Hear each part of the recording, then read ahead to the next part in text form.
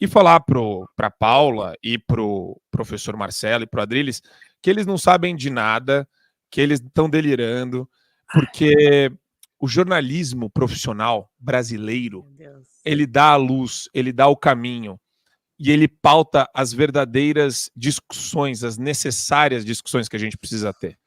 Saiu na Folha. Cuidado com esse negócio de dar a luz, hein? Cuidado com esse negócio de dar a luz. Pessoa que dá a luz. Pessoa. É o jornalista, a pessoa que dá a luz, ó, descobrimos. Saiu na Folha de São Paulo, BBB 24. Lula é seguido por 7 participantes do programa no Instagram. Bolsonaro por nenhum. Parabéns, Bolsonaro! Que matéria, professora Paula Marisa. O que os jornalistas da redação da Folha pensam ao longo das 24 horas do dia? Não, mas assim, eu até entendo a cabeça do jornalista fazer matéria sobre o BBB, porque infelizmente, no Brasil tem audiência pro BBB. E o pessoal fica brabo comigo quando eu falo assim, a Globo tem audiência, o BBB tem audiência, infelizmente. Até ia ter, né, a imagem, aquele vídeo das pessoas avançando no bolo no aniversário da cidade. Eu vi hoje um outro vídeo que passou na minha timeline de uma participante do BBB que subia no vaso para fazer as necessidades acocorada, que ela não sabia nem usar o vaso sanitário. Assim, em quem vocês acham que esse tipo de pessoa vota? O próprio Lula, saiu uma pesquisa aí que a maioria do eleitorado do Lula não tem nem o ensino fundamental completo, né? Que entre as pessoas que têm o ensino fundamental completo, o Lula vence. Porque, assim, infelizmente, pessoal, a gente tem que olhar para a realidade. Dentro da nossa bolha, as pessoas são bolsonaristas, mas existe um mundo lá fora onde realmente pessoas acreditam que o PT defende os pobres e que tudo mais. E às vezes até boas pessoas que são enganadas por essas narrativas. Por isso que é importante o trabalho de vocês aqui no Fio Diário, o pessoal da Revista Oeste, Gazeta do Povo, tantos outros veículos, e também da nossa audiência, de compartilhar o link para que mais pessoas escutem o outro lado, né, que não esse do jornalista. Agora, quanto especificamente a essa matéria, porque tu disse que o comentário tem que ser rápido, isso só comprova o viés da mídia, porque se uma pessoa for realmente de direita, bolsonarista, sei lá, ela nem entra no BBB, ela nem vai para a seleção. E isso acontece nas agências de marketing, a exemplo da Mind 8, que o pessoal esqueceu, né? O caso da Choquei, o caso da Jéssica, até agora eu também não vi nenhuma busca e apreensão com relação a isso. Mas todos os agenciados deles são esquerdistas, porque se você não fizer o L, se não usar a toalha do Lula no show, não vai ganhar os contratos, e é assim que é feita a censura, ou até mesmo a autocensura, porque dentro do meio artístico, com certeza, tem pessoas que têm pensamento conservador e tem medo de se expressar, porque daí ela não vai mais ir no Faustão, nem é Faustão mais na Globo, né?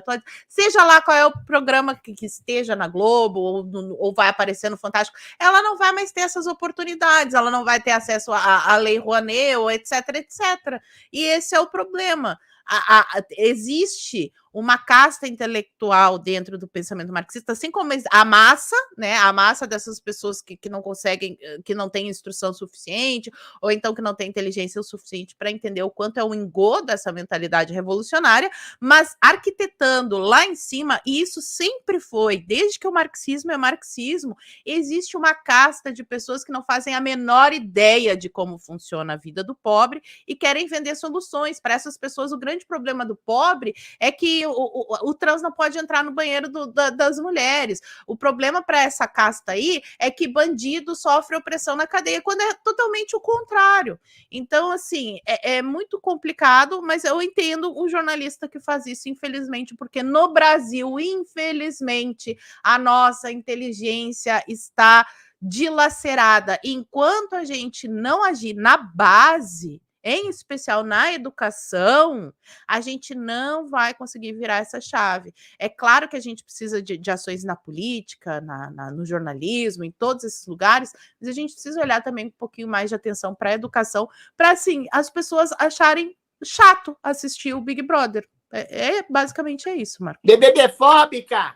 Todos os BBBs são chatos. Eu sou ex-BBB ou BBB-fóbica? Eu sei, por isso que eu sou tipo, mas enfim, é a minha opinião. Olha a opressão aqui! É a minha opinião. E professor, posso falar uma coisa ainda? Tem mais, ó. Quem segue lá, a Alane, Giovanna Lima, eles dão um nome aqui. MC Bin Laden. É óbvio que o MC Bin Laden... Eu acho o MC Bin Laden estava militando pelo desarmamento. O MC Bin Laden. Eu acho que o MC Bin Laden ótimo. É só gente boa. Eu acho o MC Bin Laden me seguindo. Deus me livre. Não. Eu quero. Eu acho que vocês estão sendo al-qaidofóbicos, né? Isso é al-qaidofobia.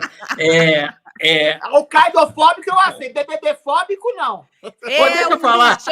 Marcos, deixa eu contar uma história minha sobre o BBB. Eu preciso contar. O BBB estreou no dia 29 de janeiro de 2002. Como é que eu sei essa data? Tá vendo? Sabe por que, professor? Porque meu filho estava nascendo nesse dia. Meu filho mais velho nasceu nesse dia. O parto estava marcado para 10 horas da noite. E tem essa história do pai ter que, né, já faz parte da tradição, o pai ter que ficar na sala de parto. Eu tenho pavor de sangue, pavor de tudo. Eu falei, eu vou desmaiar, vou dar um vexame. Eu não quero entrar na sala de parto. Mama, vem, pode vir. Eu falei, mas já está tudo pronto. Não está pronto, não. Então vai assim, eu vou ficar vendo televisão aqui, enquanto na hora vocês me chamam. Não quero ir antes, não. Aí liguei a televisão lá na maternidade. E estava passando o quê? BBB, estreia do BBB, né? E eu falei, BBB, esse negócio, reality show, não fazia muita ideia do que seria, né? Comecei a assistir, né? Com uns 15 minutos de programa, eu chamei o médico e disse, eu já quero ir para a sala de parto, porque esse programa é uma coisa horrorosa, né? Então, assim, vocês imaginem o choque que eu tive anos depois, quando eu descobri que o Adrilles tinha sido do BBB, porque na minha cabeça ali só tem gente com QI de ameba. Aí eu estava num grupo, alguma coisa que eu e o Adrilles participavam. Não é, Adrilles? Porque o BBB, eu falei, BBB? Eu pensei, que BBB? Mas que BBB? Não é possível. O Adrilles foi do BBB. E aí fiquei chocado. Eu não acreditava. Eu entrei no privado lá de alguém no grupo. O Adrilles foi do Big Brother Brasil? Foi. Eu falei, meu Deus. O Adrilles se disfarçou. Ele se revelou só depois que ele saiu da casa. Tenho certeza. Olha, foi uma surpresa. BBB e políticos. Jean Willis foi um ex-BBB. O Jean Willis foi BBB, exatamente. Não, mas no caso do Jean Willis... Tá vendo como é ruim o BBB? Mais uma confirmação. É a confirmação do que eu achei. O Jean Willis, então, é como queríamos demonstrar. Né? Mas grandes intelectuais. Kleber Bambam, Jean Willis e eu. Tá bom. E tem um cara muito bom. Tem um cara muito bom que participou do primeiro... que é o Didi Red Pill. É o Didi hoje é colunista político. Didi, ele tá... O Didi Red Pill eu não tinha me tocado. Não importa, o BBB é um lixo. Primeiro. É isso. Ele era vilão. Ele foi considerado o primeiro vilão do BBB. E eu vou falar, eu nunca assisti BBB na minha vida inteira, mas ele falou até recentemente, pô, eu não sabia que era essa porcaria, senão eu nem tinha participado. Ele não sabia. Isso aí eu quero conhecer. Qual foi a edição que tu participou, Adrilles? Qual foi a edição? 15. Deixa eu defender aqui. Só para fazer parte da matéria aqui, tem seguidor também, que a matéria levantou, do Helder Barbalho e do Renato Casagrande. Renato Casagrande do PSD e o Helder Barbalho. Deixa eu defender a minha seara aqui contra vocês, opressores BBB-fóbicos. Abre o plano aqui para dar corte, pô. A questão que se coloca é a seguinte. O BBB, a despeito de ser um programa aparentemente infantil, tolo e adolescente, ele é uma espécie de palimpsesto. Por quê? Segundo o Freud dizia, e eu já disse isso várias vezes, inclusive aqui, se eu não me engano, é numa situação de jogo, de tensionamento, em que você revela o verdadeiro caráter, não só para as outras pessoas, mas sobretudo para si mesmo. O BBB valendo fama, projeção, com uma situação de confinamento, eu estava lá dentro, você vê as pessoas se transformando. É praticamente uma experiência dostoiévskiana, freudiana. Oh, meu Deus do céu, o que é isso? Exatamente. É uma experiência antropológica em que as pessoas vão se transformando lá dentro e demonstrando o verdadeiro caráter para as outras pessoas lá dentro, para as pessoas aqui fora e para elas mesmas. Você pode se transformar num santo abnegado ou num canalha absoluto. Essa é a experiência rica do BBB, a despeito de ter uma edição superficial que a Globo faz para vender para um público mais jovem. O problema do BBB é que ele foi se transformando numa linhagem política da Globo. A Globo transformou a dramaturgia, suas novelas, suas séries, em propaganda ideológica. E no BBB, da mesma forma. Antes, a época do Bolsonaro, que estava na presidência da República, eles colocavam, isso foi depois de mim, tá? Na minha época eu não era ideologizado. Eles nem sabiam o que eu pensava politicamente. Achavam que eu era uma espécie de neo-Joe Reed, pra vocês terem uma ideia. Depois foi o que me falaram.